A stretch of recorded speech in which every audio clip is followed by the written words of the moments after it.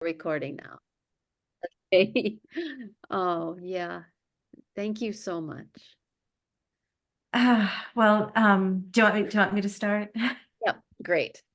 Thank you, Karen. Thank you, Rhonda, for that amazing, amazing song. And thank you, Democracy Now! For the invitation.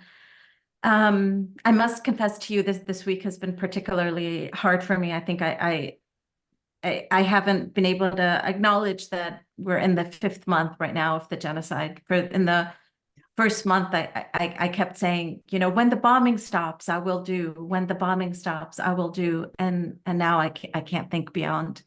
And I was contemplating how to start this little speech that I have, and I thought, well, let me start it this way.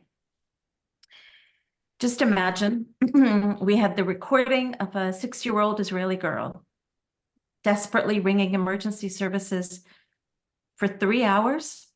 Yeah. After Hamas militants had slaughtered her relatives in a car. Imagine we also had a prior recording of her 15-year-old cousin desperately pleading for help before you hear her being violently murdered by Hamas gunfire. Imagine then an Israeli ambulance was sent to rescue this little girl, and sent in coordination with Hamas militants. And then Hamas militants blew up the Israeli ambulance, killing both paramedics. And imagine the paramedics were missing for 12 days before they were found. The body of the girl and her family and the paramedics were all found so late that their bodies were decomposing. What would have been the response had that been the case? Yeah, you may know the story. The little girl, of course, is not an Israeli girl. That's why her name wasn't plastered all over Western media. Her name is Hind Rajab. Those killed were all Palestinians. That's why the US media did not even say that they were killed, but rather say that they were found dead, somehow found dead. Those who killed them were Israeli soldiers protected by the Israeli military, protected by the Israeli government, protected by the US government. And that is why there have been absolutely no denunciations of the Israeli Defense Forces. But just imagine if this crime had been committed against an Israeli child, what would the Western world have said? Instead, now we have the West continuing to back Israel. And just yesterday night, the Senate passed by a vote of 70 to 29, passed a bill for $95 billion in alleged foreign aid, of which $14.1 billion would be to support the Israeli military. And that would be divided by, $4 billion to go to Israel's air defenses, another $1.2 billion for a laser weapon system, another $2.5 billion to support US military operations in the region. What are those US military operations in the region?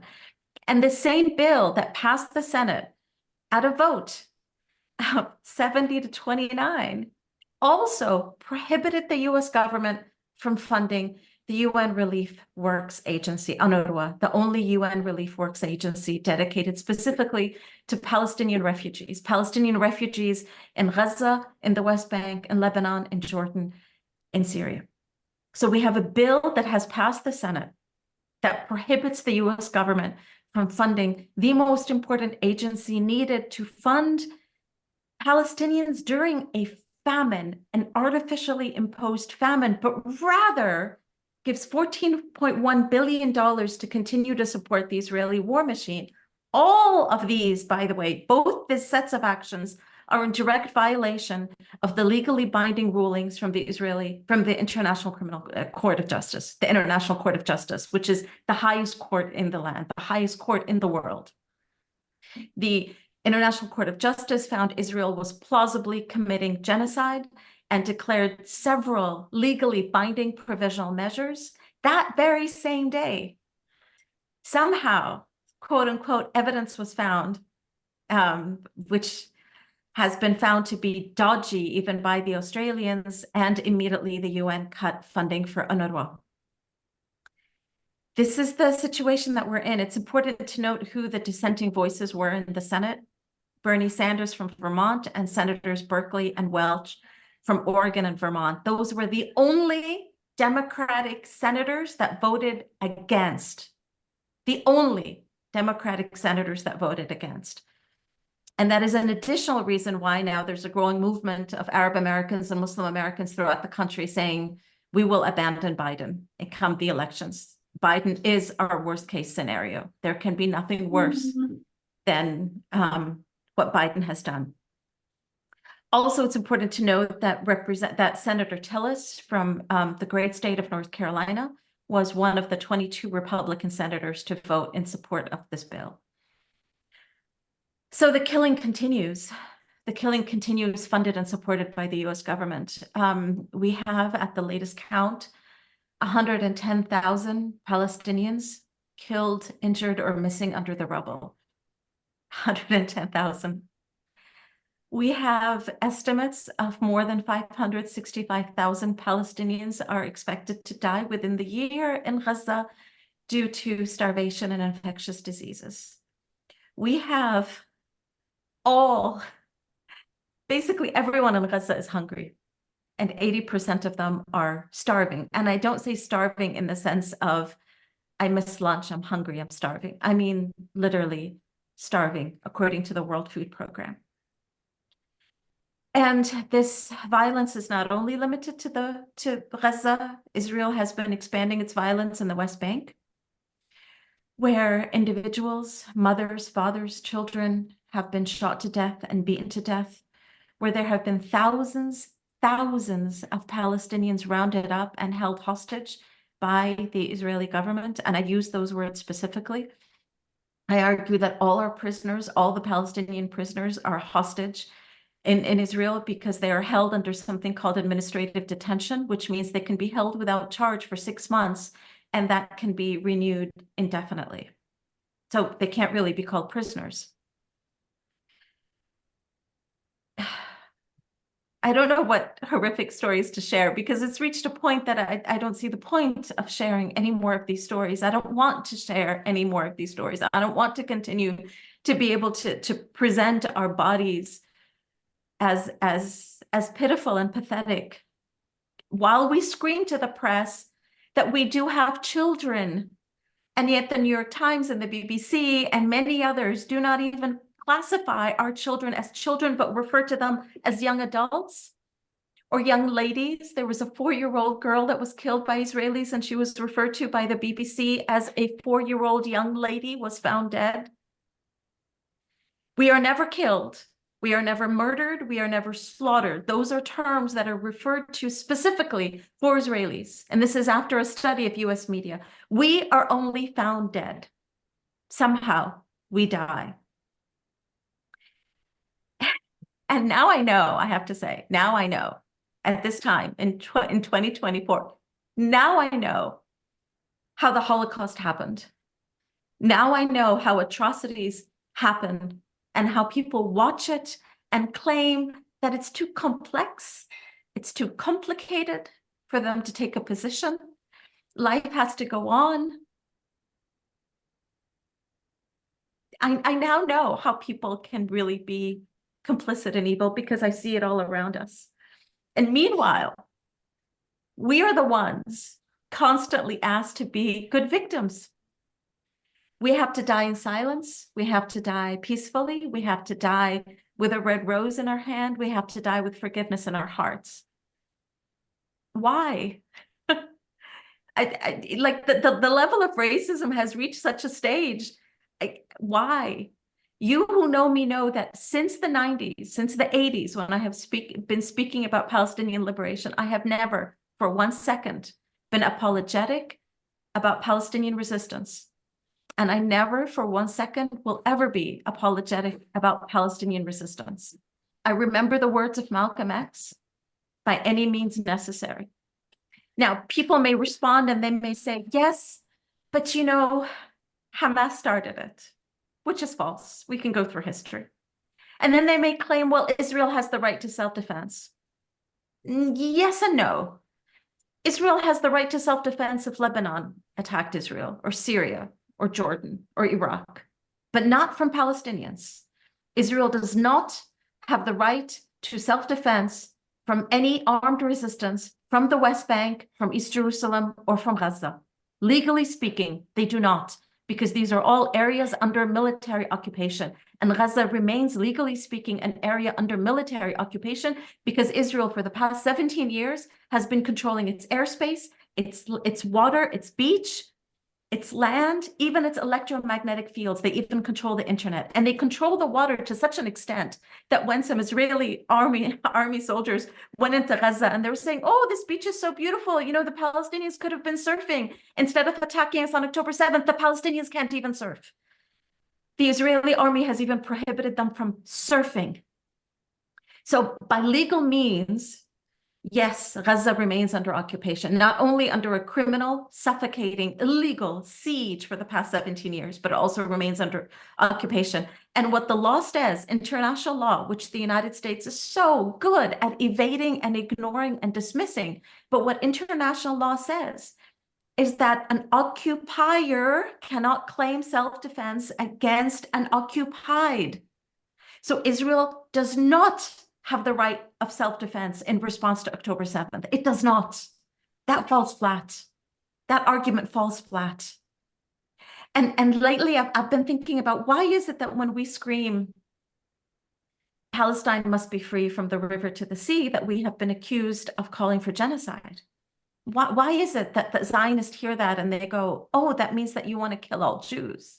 And it took me a while to try to understand, really, how do you go from freedom and liberty to a call for slaughter? And then it hit me. It's because every single Zionist accusation is actually a confession. Every single Zionist accusation is actually a confession.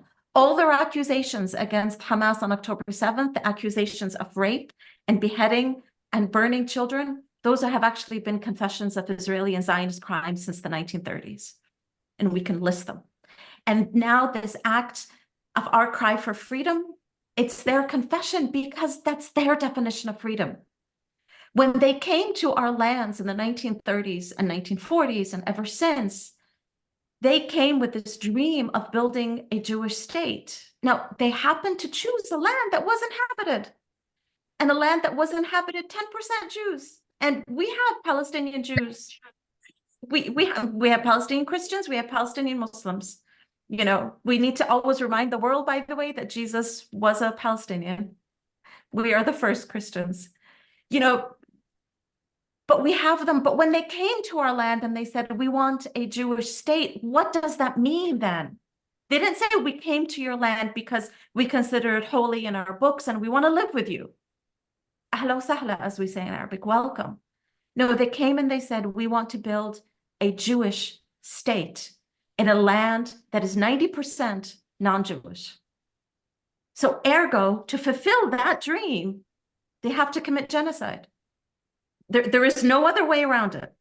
To fulfill that dream of building a Jewish state, they have to remove the non-Jewish population.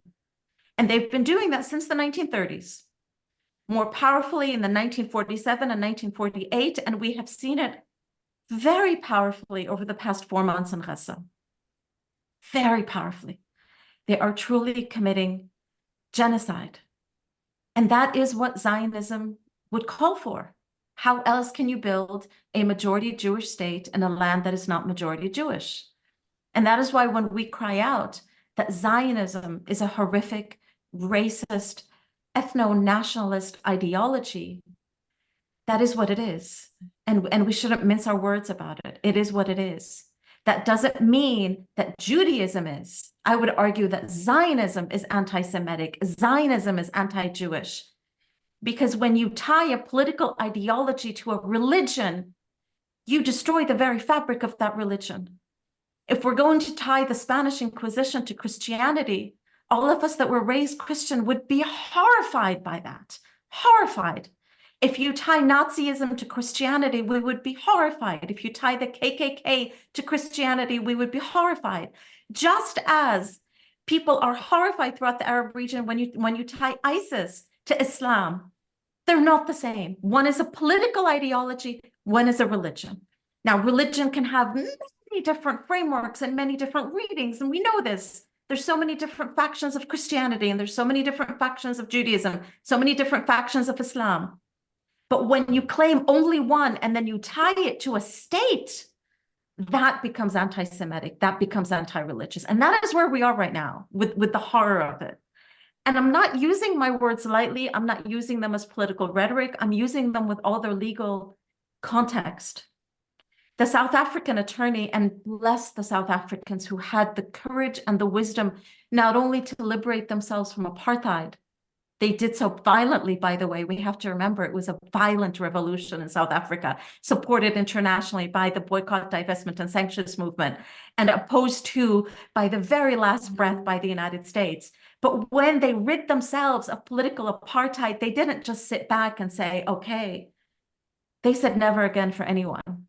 And they have been the fighters against apartheid anywhere, as has been clear by them taking this to the International Court of Justice. The South African attorney said at the International Court of Justice, and I'm quoting, "Many propagators of grave atrocities have protested that they were misunderstood, that they did not mean what they said, that their own words were taken out of context. What state would admit to a genocidal intent? Yet the distinctive feature of this case against Israel has not been the silence as much as the reiteration and repetition of genocidal speech throughout every sphere of state in Israel. We remind the court," he said, "of the identity and authority of the genocidal insiders, the prime minister, the president, the minister of defense, the minister of national security, the minister of energy and infrastructure, the numerous members of the Knesset, senior army officials, and foot soldiers. The evidence of genocidal intent is not only chilling, it is overwhelming and incontrovertible." And you can read them in the application. I encourage everyone here, do read the South African application against Israel at the International Court of Justice. Do read it. Do read the horror and the power that was presented by the South African government in that case. That case, by the way, which I claim and many others claim to be victorious because the ICJ did find Israel to be plausibly committing genocide and did issue legally binding provisionally measures that basically say Israel cannot kill or harm any single Palestinian. This is the stage that we are at now, a stage where it is controversial to claim that we want a ceasefire. If we can imagine the state of the world, to say that it's controversial to say we need to stop shredding the bodies of children and we need to stop starving families. But that is where we are right now in the United States and in the West. And I don't know how else to express my horror as to where we are.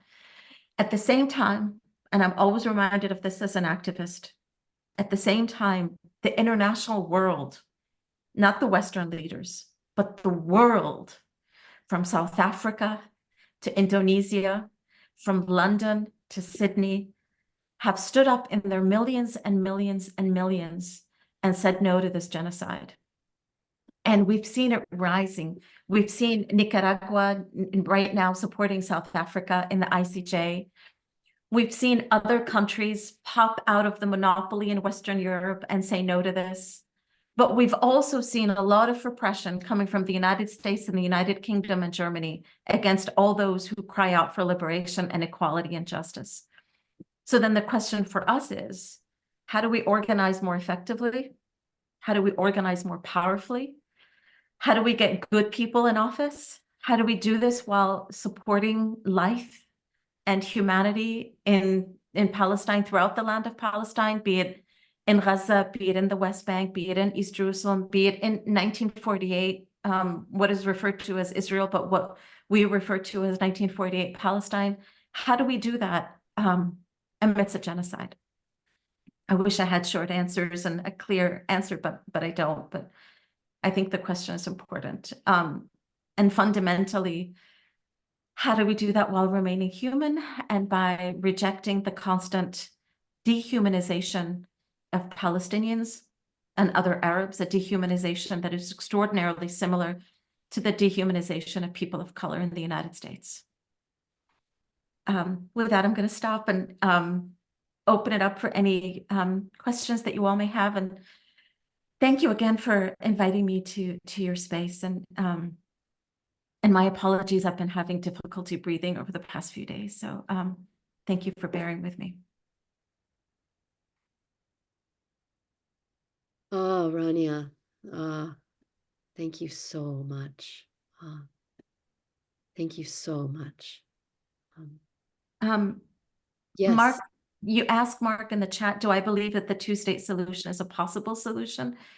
I'm not a supporter of the two-state solution personally. I'm a supporter of a binational one-state solution with this very, radical idea of people living together side by side. It is what has historically been the norm in the Arab region for people of different religions and different ethnicities to live side by side. That is what I support. A two-state solution right now is, if we want to define possibility, is it possible? Yes. Is it likely? No. When we look at a two-state solution, are we looking at which borders? And when we say two states, does that mean that the Palestinian state would be truly sovereign? Would it be able to have a military? Would it be allowed to have an airport? Would it be allowed to develop foreign relations? And the Israeli response to all of those would be no, of course not. Well, then it's not a state, it's a colony. So do we really want it to be a state, or do we want it to be a colony with, less restrictions than is currently? Is it possible in the sense that can the settlements be dismantled so that we have a contiguous area in the West Bank? Because right now we don't have a contiguous area. Yeah, that could happen. Is it likely right now?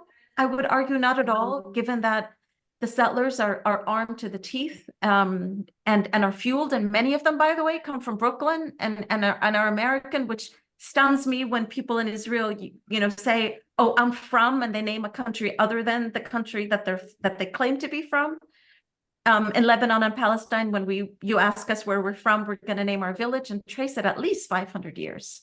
At least. If you can't trace your family 500 years, then you're a newbie.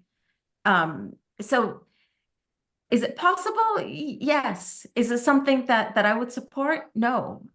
Me and many, many, many others support a binational one-state solution. And I would argue that the regime, the Israeli governments, both Labor and Likud, there's not much difference between them, just like there really isn't much difference between the Democrats and Republicans, that they have pushed more and more towards a one-state solution because of their denial of the possibility of a two-state solution, because they were brilliant in violating the horrific Oslo Accords that they had signed on to. So at this stage, it becomes a question. There's another myth that constantly gets thrown at us, which is we should forget about the right of return because there's no space for us. And, why are we being so unpractical and unrealistic as to claim to want the right of return, which is our legal right. And it's a right that extends to Palestinian refugees and all their descendants to return back to their villages. Dr. Salman Abu Sitta, a brilliant Palestinian historian and geographer, has shown us that it is physically possible because most of our villages not only still exist, but are not inhabited. They've been covered up by European pine trees, which are not native to the region, European pine trees that have been funded by the Jewish National Fund. So they actually plant all around and on top of forcibly depopulated Palestinian villages in 1948 Israel. They plant them and then they call them a national reserve to then tell Palestinians, look, there's no space for you. But I'm sorry, even as a forester, those European pine trees need to be removed. They're terrible for the soil because they're from a different region and there is space for Palestinians. So I think also when we look at solutions, we need to reject the concept of what is practical and think about what is just and what is right and work to instill that. Yes. Good. Good. Yeah. So there, yeah, go ahead, Elena. Sister Rania, I've heard you speak many times down in Moore Square, and I honor you and I respect you and I lift you in my prayers daily. Your voice is strong and beautiful and is so needed in this time. Can you just speak briefly to the fact that any person of Jewish identity can move to Israel and have full citizenship immediately, and yet people, Palestinians who identify as Palestinian, born there, have many multiple identification cards? And can you speak to the lack of movement for any Palestinian within the country? Thank you again. I honor you. Thank you, and thank you for your kind words. I'll give you a real life example. If this fellow was writing about it, he's a child of a lesbian couple, and so he can't trace genetics back to any religion. He's a child of a lesbian couple who converted to Judaism, and consequently, he then gets regarded as a Jew.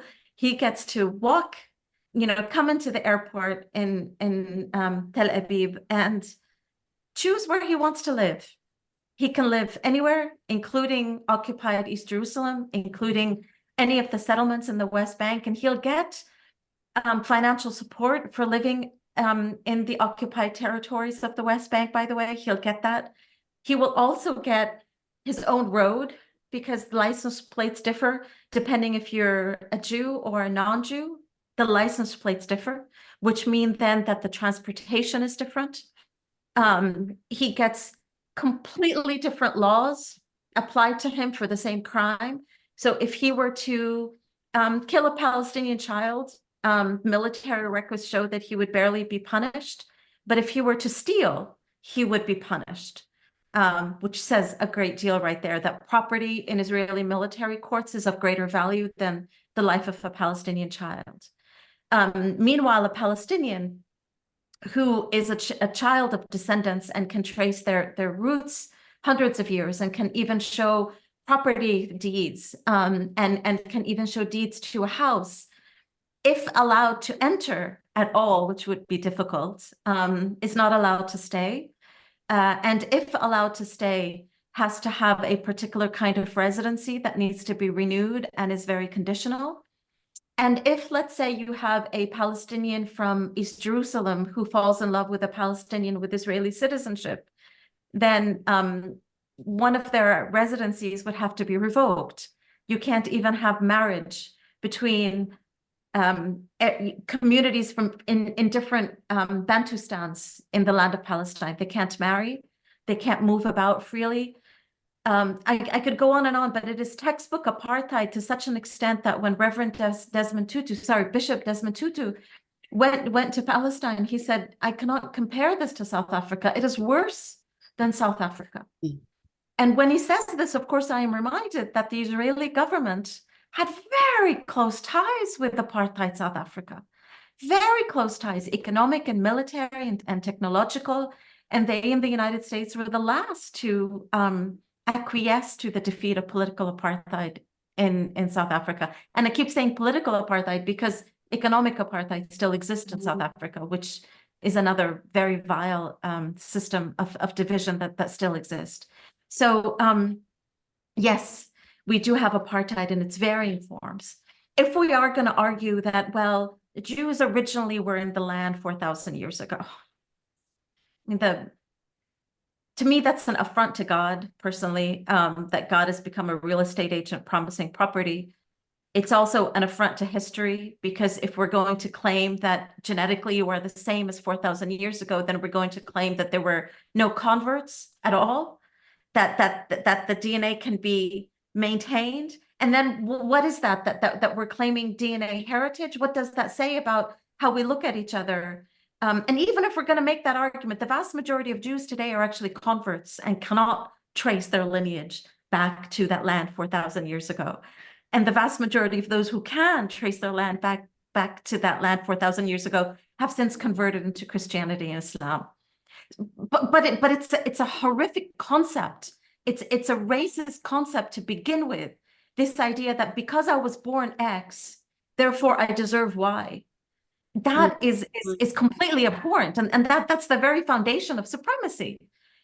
So why don't we call it as it is, that Zionism is Jewish supremacy?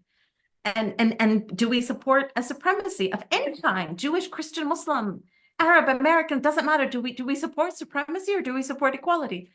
And if we reject supremacy in all its forms, which means we have to reject Zionism. And if that leads us to the question that I have been asked for decades, which is, do I support the right of Israel to exist? I respond as I've always done. No state has the right to exist. No state does. The Confederacy in the United States did not have a right to exist. Political South Africa, apartheid South Africa does not have a right to exist. Even the United States, no state has a right to exist. Lebanon, Syria, the states don't have rights. People have rights. People have a right to exist. But if a state is based on a supremacist political ideology and then claims that it must exist with that ideology, then what would that mean to the Civil War? Then we would argue that the South did have a right to exist in its form, and that Confederacy was state rights. And who are the North, and who was Abraham Lincoln to claim to want to change the rights of the Southern states because slavery was their right? I mean, you could take that logic and apply it, and whatever logic we want to have, I just want us to apply it universally. And so no, Israel does not have the right to exist as a Jewish state. No state has the right to exist in a supremacist form, period. None whatsoever. So where does that move us forward? You're getting a lot of amens there, Rania, a lot of amens. I just want to say that the grannies are singing today, and I wonder if we could just stop and let the grannies sing, because you've given us so much to take in, and that will just be a few minutes, and then we'd love for you to still be here if that's possible. Thank you. Thank you again. Thank you again. And I hope to see you all at 5 o'clock at the press from the Raleigh City Council. And then we will show the Raleigh City Council that we are still standing and we are unmovable. Thank you.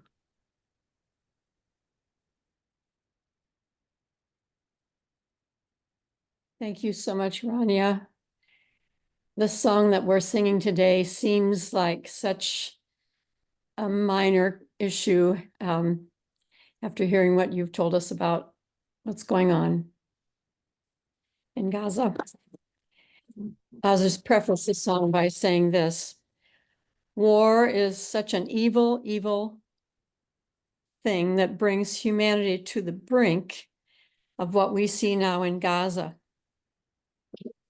and the Republic of the Congo and Syria and many other places in the world. Killing and genocide. And this war is also killing the planet. And this song is about the killing of the planet. And it's called To Save the Earth, written by Vicki Ryder.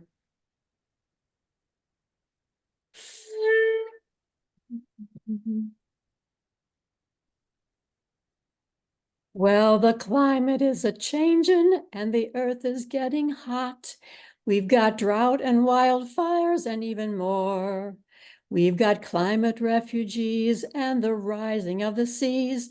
But the worst threat of all is we've got war. The military's planted landmines where the flowers used to grow. They've used napalm, Agent Orange, and deadly drones. And their greatest contributions to the Earth's toxic pollution are the chemical weapons from their wars. Well, they say it's up to us to change our light bulbs, don't eat meat, and not buy toilet paper anymore. But we're not the ones to blame for their greed or lack of shame, or all the death and destruction from their wars. They spend trillions on the weapons that destroy our Mother Earth, while those war profiteers just keep on making more. They keep using fossil fuels, and they take us all as fools. But we know that our worst threat comes from war. And the ones who know it best are the ones who've been to war. So we're rising with one voice to say no more.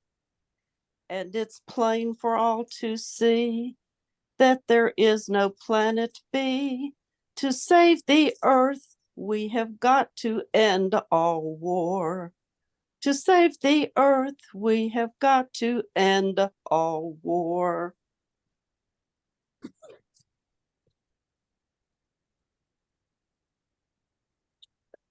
Thank you so much, Grannies. And Rania, I think this is part of your scholarship, right? The connection between war and the destruction of the environment.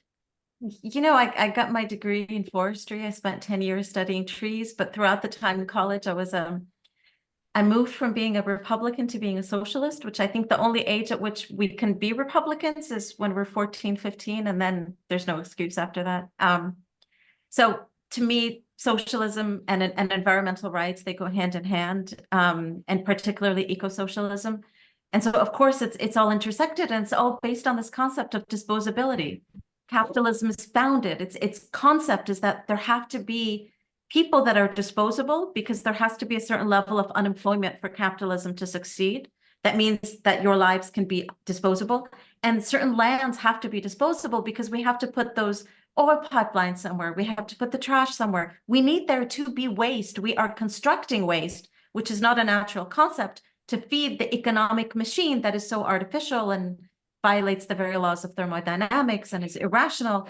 You know, so the capitalism is based on the concept of disposability, and militarism takes the concept of disposability to a higher level, because now we're talking about entire nations, entire communities are disposable so that Boeing and General Electric and Raytheon can have greater stocks. And now we're at a situation in the United States where our economy is truly a war economy, where what feeds this economy is the construction of weapons, which therefore means we have to have enemies. There's no other way. And then we have to tie those enemies locally because we're producing so many weapons that the military has surplus. So then the military gets to sell those weapons to our police departments, who then look at Black and brown communities and poor communities as also enemies, because just like, you know, a friend of mine, a former Gulf War vet told me, the moment they put on that uniform, something changes in the way they look at people. You give someone a gun and a powerful gun, and they'll start to look at people as enemies because they need an excuse to use that gun. And that's what's happening to our police. And it becomes this very vicious cycle. So yes, it is all tied, you know, and both climate change, capitalism, militarism, they all function because they force us to breed despair. You know, we have to accept this concept that there can be nothing better. So therefore, what good is it for me to protest? I can't envision a better world. You know, the climate is burning. Oh, well, I might as well go and continue with my life as is. You know, we're impractical dreamers and all this, like, and that's part of what capitalism does.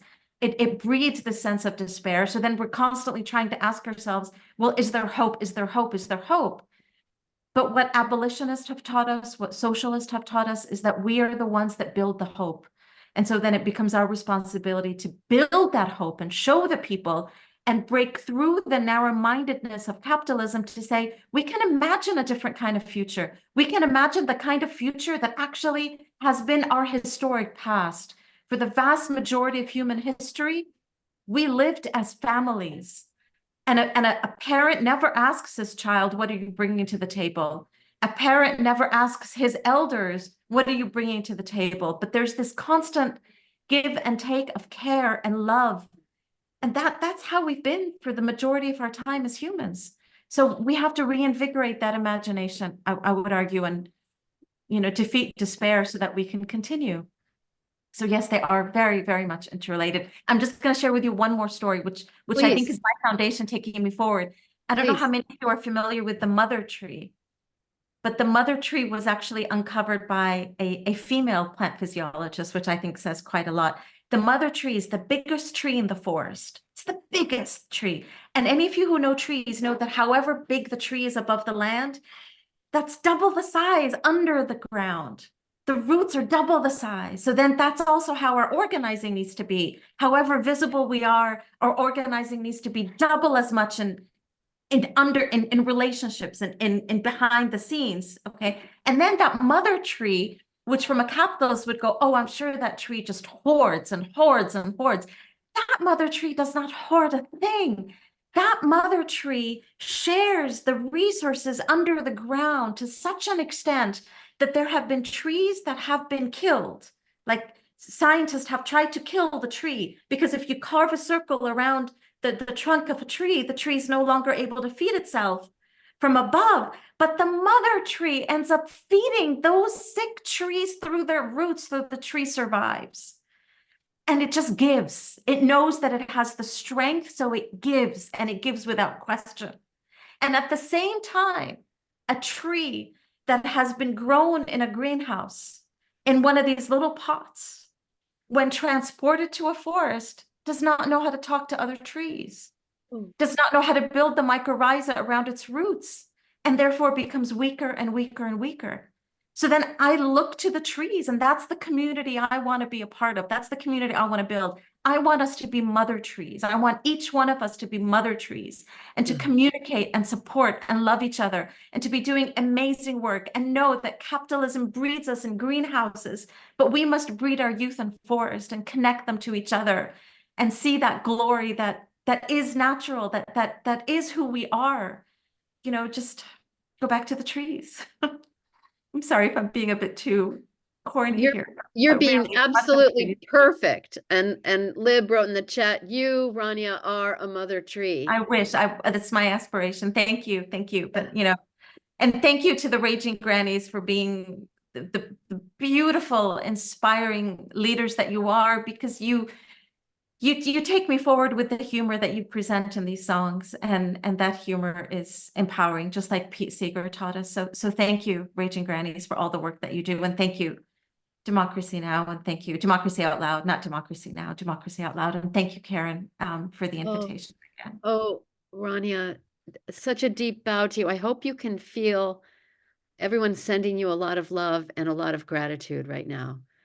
And you know, we're gonna do our best to be mother trees like you are.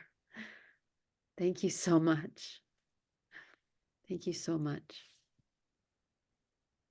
Mhm.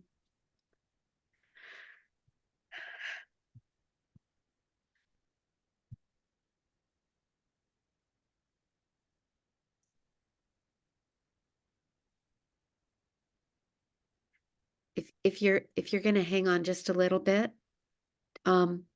do you want to tell us, besides the thing at 5 o'clock in Raleigh, anything else that, I mean, calling, we've been Yeah, well, calling, we've been writing, all that.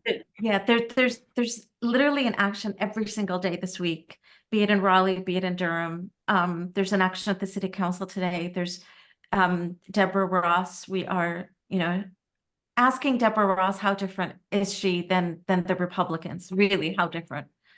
And so show us that you're different. Show us that you do see us. When we met with Deborah Ross, she gave me crocodile tears. And I told her, I don't want your sweet words, I want your vote. Don't give me tears. Don't and I don't really like it when politicians cry. I find that to be offensive personally.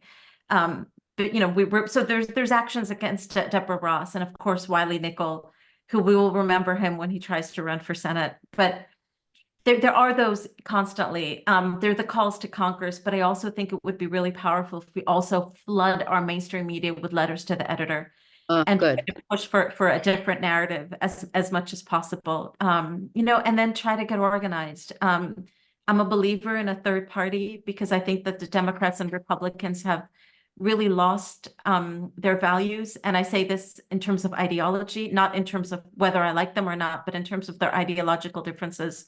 I remember Ralph Nader decades ago said that the only difference between a Democrat and a Republican is the speed at which they fall to their knees in front of corporations.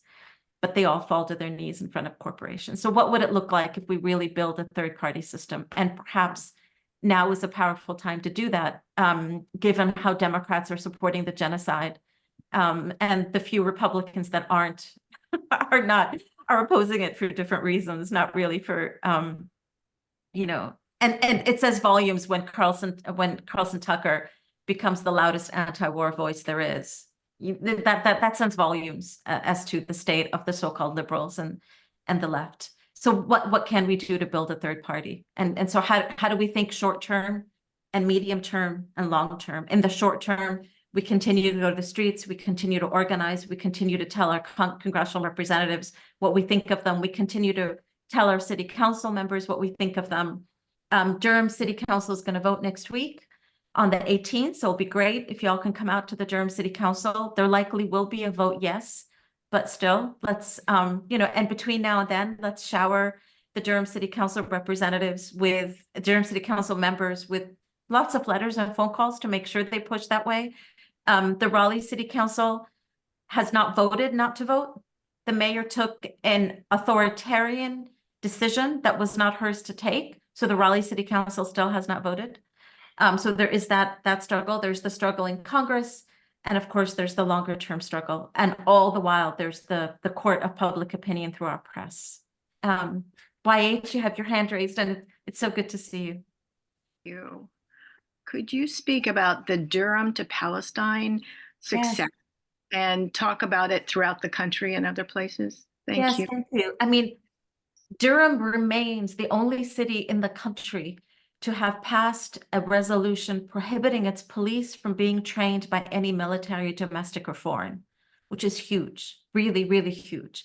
And the way Durham to Palestine did that is they did it over several years and over building relationships with their city council members.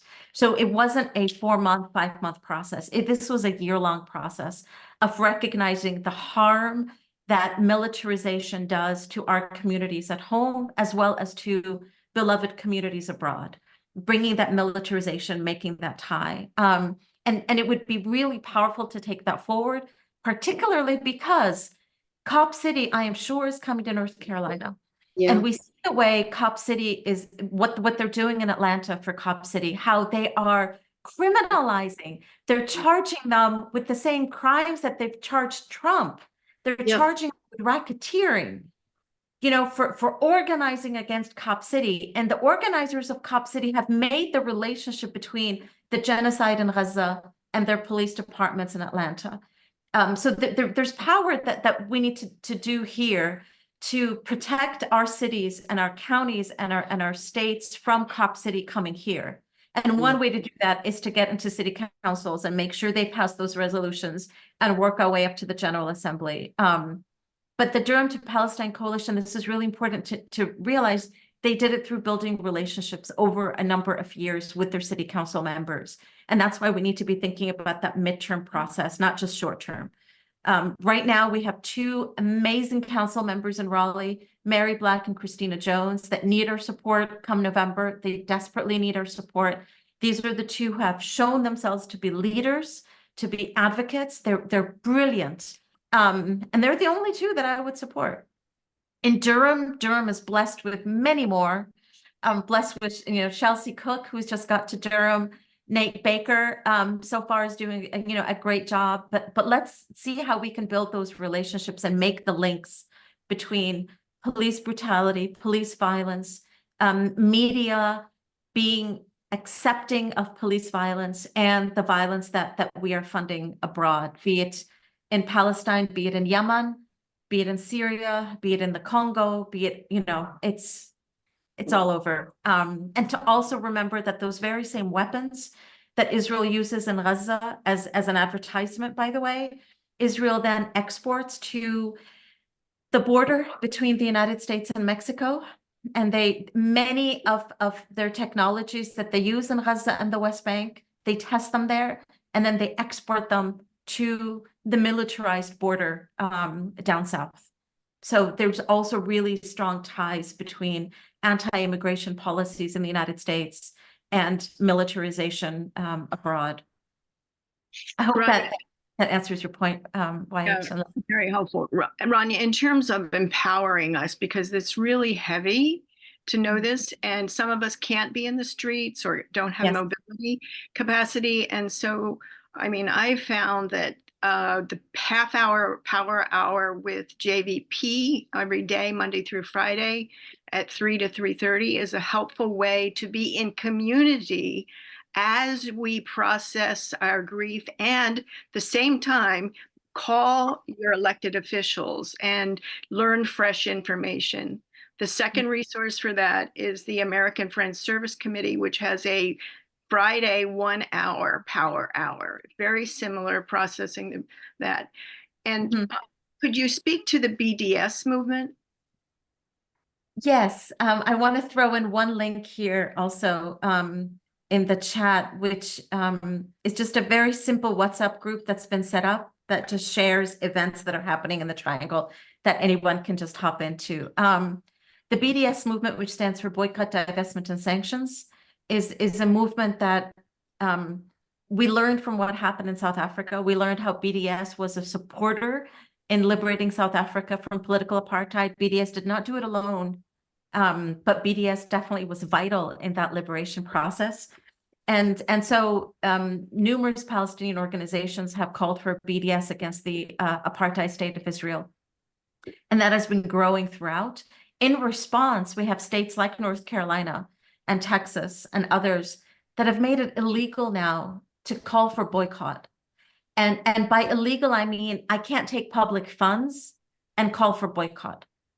Now, I can still call for divestment, but I can't take public funds and call for boycott. Okay, but I can still boycott on my own. But there's power in divestment. So far, there's been one city in the country that has managed to pass a resolution in their city council to divest from 4 prime Israeli companies, not Israeli companies, companies that support the military occupation.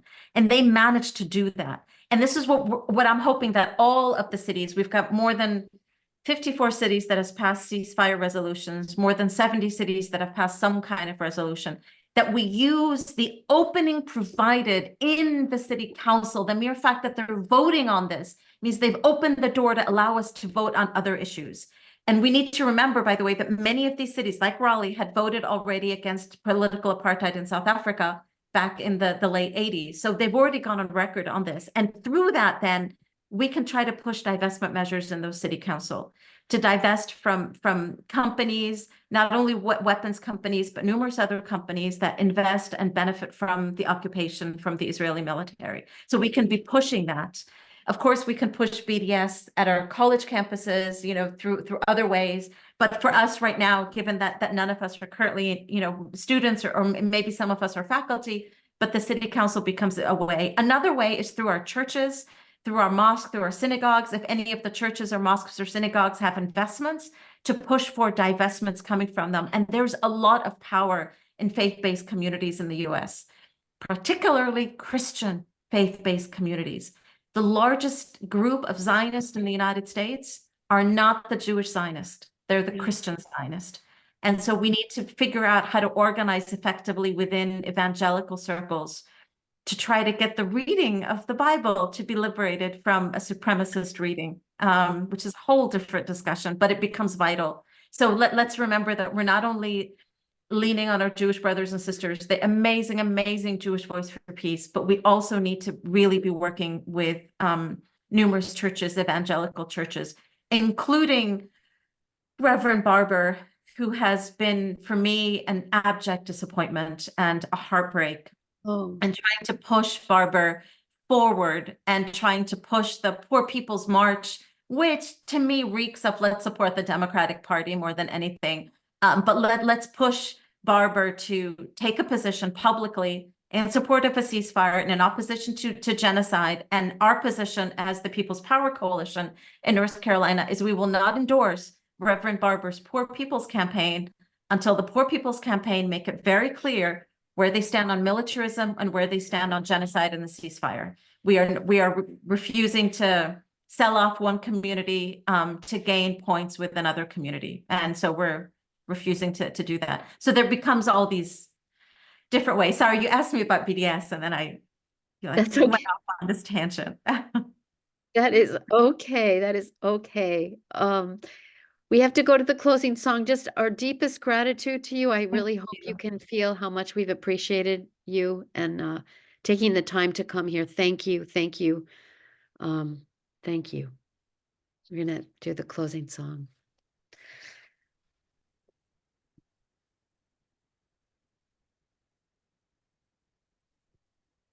Michael, you're in red.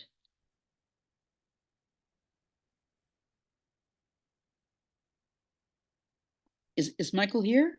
Yeah, I'm trying to unmute. There. Oh. Can you hear me now? Yes. Okay. I'll do my best. Sometimes.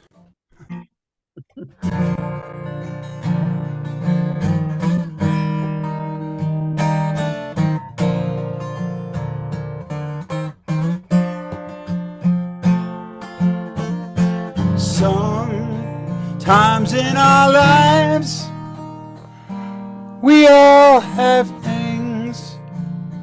We all have sorrow. But if we are wise,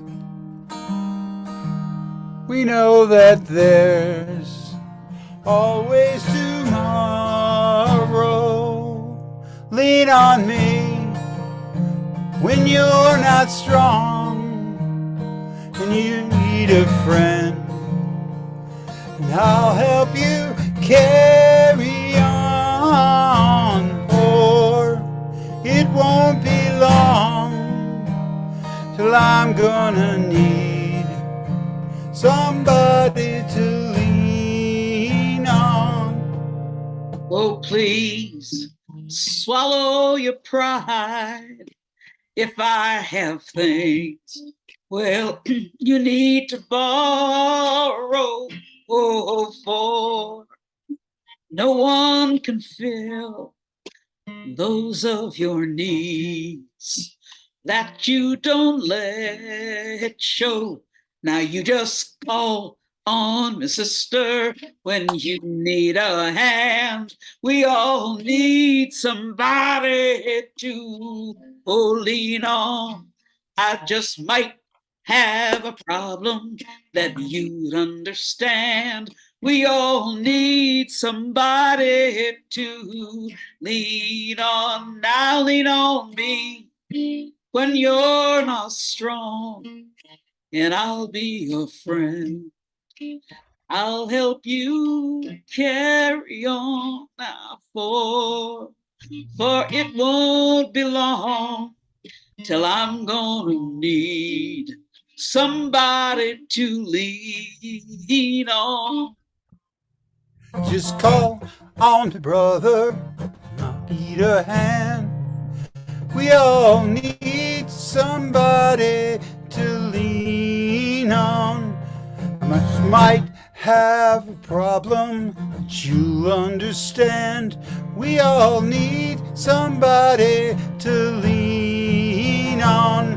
Well, if there is a load you have to bear that you can't carry, Now, I'm right up the road, and I'll share your load if you just call me.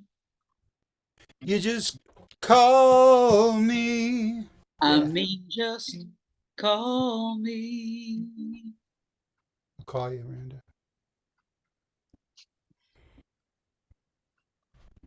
Unmute everyone. Forward together. Not one step back. Forward together. Not one step back. Forward together. Not Not one step back. Thank you all so Thank much. you. Every county in That's- North Saturday, this Saturday, precinct meetings. Yes, this Saturday precinct meetings, yes. Yep. I Yep. so appreciated hearing a voice that understands and supports and glorifies socialism. It's about time. That word has been vilified for far too long. And Bernie's democratic socialism was, a great hope for us at one time. But he's Well, an old one. he's still doing the work. I know. He's still There's giving not- it all. He'll get the nomination after Jimmy Carter gets it, right? Rania, thank you again. Thank you with all of our hearts. Oh, yes. Thank you all so very much. This meeting just gave me so much strength and Oh, grace, really. Thank you all so very much, truly. oh, And beautiful singing. oh, oh. Thank you. Thank you so much. Thank you. Thank you. Bye. Bye-bye.